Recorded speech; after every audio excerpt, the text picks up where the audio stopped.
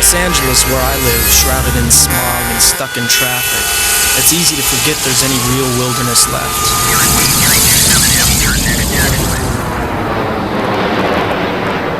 So, I'm heading north.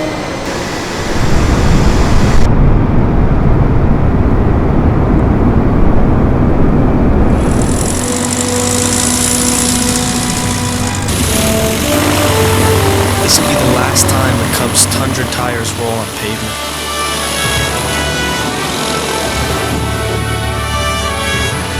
Our destination is Wrangell St. Elias National Park and Preserve, the largest national park in the United States. It's nearly 300 air miles to the east.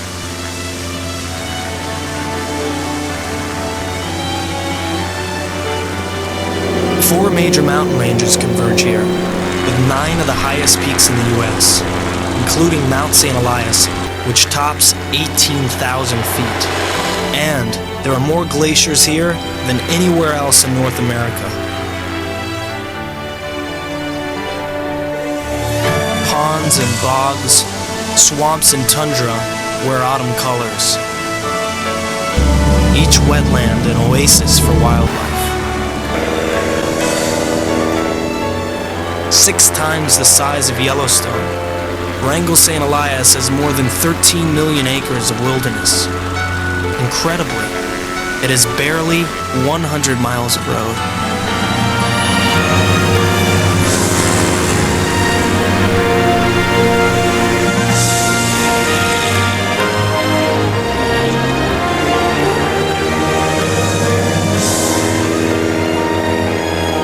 It's easy to see why the United Nations declared this to be a World Heritage Site. There's no other place like it on Earth. And as long as there are wild places, there will be bush pilots. Vast distances between communities and the lack of roads make bush pilots essential. In the early 1900s, when most Americans were learning to drive, Alaskans were learning to fly. The bush pilots routinely pushed the limits, took risks, and went places others refused to go. More than courage, or even skill, early bush pilots needed determination. Challenged by extreme conditions and dire need, bush pilots were the emergency medics, bus drivers, and long-haul truckers of the far north. They flew without navigational aids, aircraft that were not as well maintained, over terrain that was unmapped, and flew by their often, sometimes soiled trousers because they had frequent engine failures. In the early years, planes seemed to fall from the sky. Sometimes that still seems true.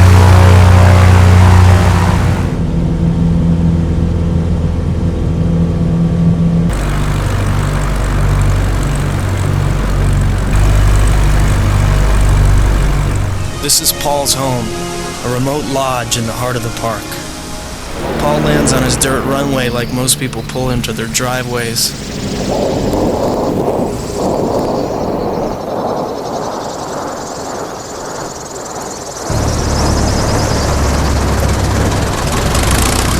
There's a saying in the far north, Alaska begins where the road ends. If you grow up out here, your first set of wheels are a plane.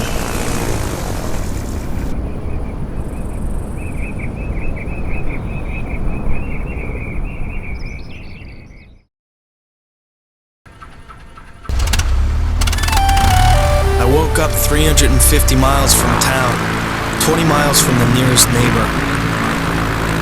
No television, no cell phone, no traffic.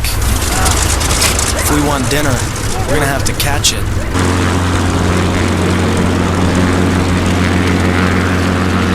So we're going fishing.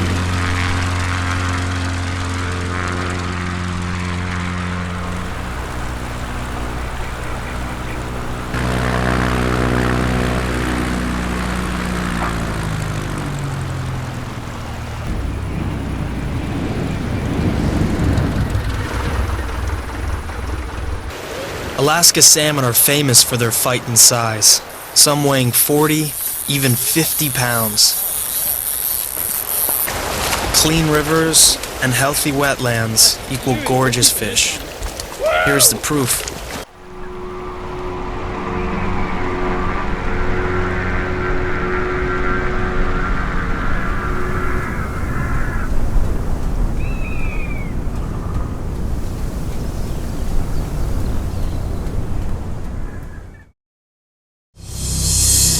An early winter storm had taken 2 men hostage.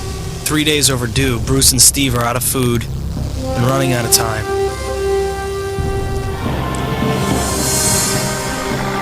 I can't believe where we're gonna land. There's only a narrow ledge to set the plane on.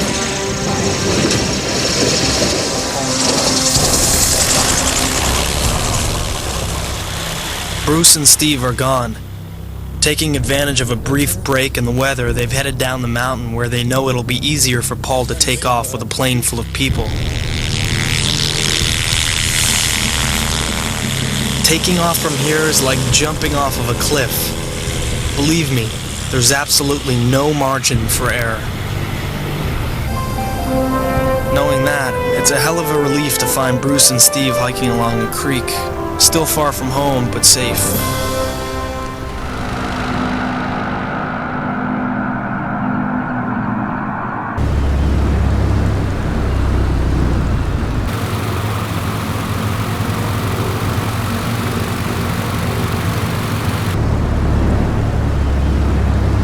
Search and rescues are routine.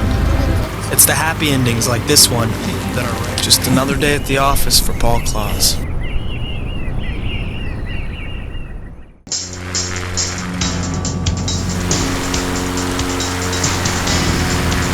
We're heading into thin air. Knowing these are the highest coastal mountains on Earth, rising nearly 4 miles straight up, that's one thing. Flying over them is another. As much time as I've spent in the mountains, I've never seen peaks so raw. 10 million years of weather and gravity barely smooth the rough edges. This is a whole nother world, made of ice and adrenaline.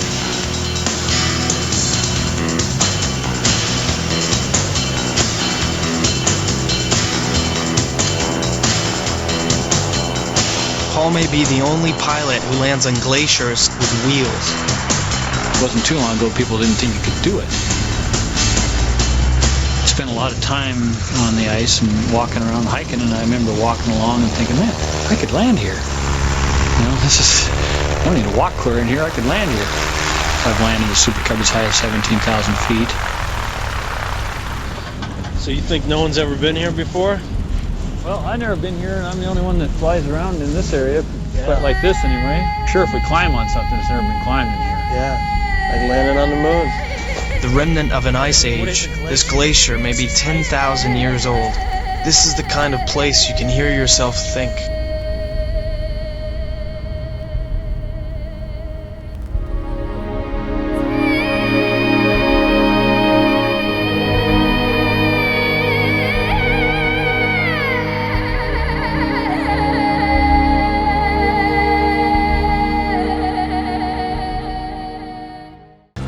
And it's my chance to spend a night out in the wild. Paul's dropping me off on the next ridge, where wildlife will be my only company. A wolf hunting a sheep. Paul leaves the tent here most of the year. He affectionately calls it the Hunter's Hilton. Well, I survived the night. We're flying back to Ultima Thule, and Paul, he's about to cut the motor. Here we go!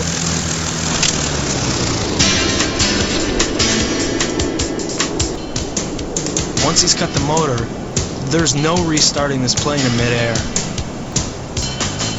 Paul says glides like this are good practice for that time when your engine fails. With over 15,000 hours of flying, he's only had that happen to him once. But you just never know.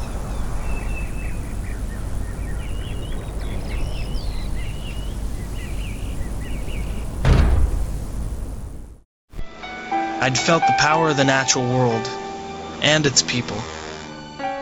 Wilderness is freedom. Freedom to expand yourself to its utmost. It's about how you live your life. You never leave Alaska entirely. You always take a bit with you. Their lives, on the fringe of civilization, help me explore what remains of the wild around us and inside us.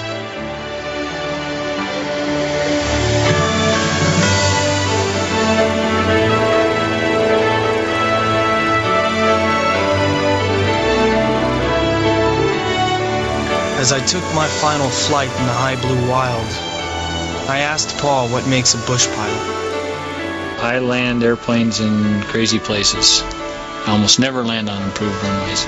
And I fly in wild country. What's a bush pilot? I don't know.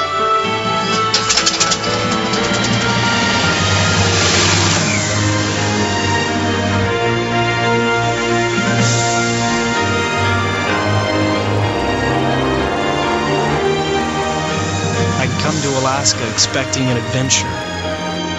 Instead, I'd touched the underside of heaven.